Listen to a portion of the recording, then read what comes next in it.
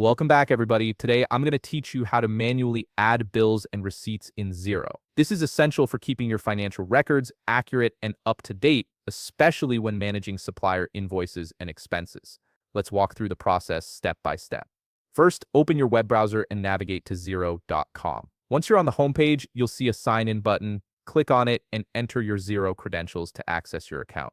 Make sure you're using the correct login details to ensure you're accessing the right company file. Once you're logged in, direct your attention to the top navigation menu. Here you'll find various sections for managing your accounting.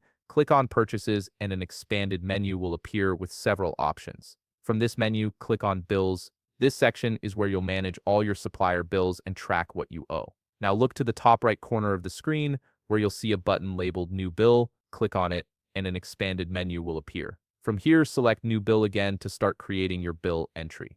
This opens up a form where you can input all the necessary details. In the From field, enter the supplier contact. This is important because it links the bill to the correct supplier in your system. Next, add the bill date in the Date field. This should be the date shown on the supplier's invoice. Then, enter the due date in the Due Date field so you know when payment is expected. In the Reference field, type any PO number or reference you have. This helps you match the bill with purchase orders or internal documentation, making it easier to track and reconcile later. Now move to the Item section, click on Add Item and fill in the details for each line. You'll need to enter the item description, quantity, unit price, tax, and account. The Account field is where you specify whether this is an expense or an asset, so choose the appropriate category for accurate reporting. If your bill includes multiple items or services, you can add additional lines by repeating this process. Adjust the total if needed to ensure everything aligns with the supplier's invoice. This is also a good time to double-check that all the information is correct.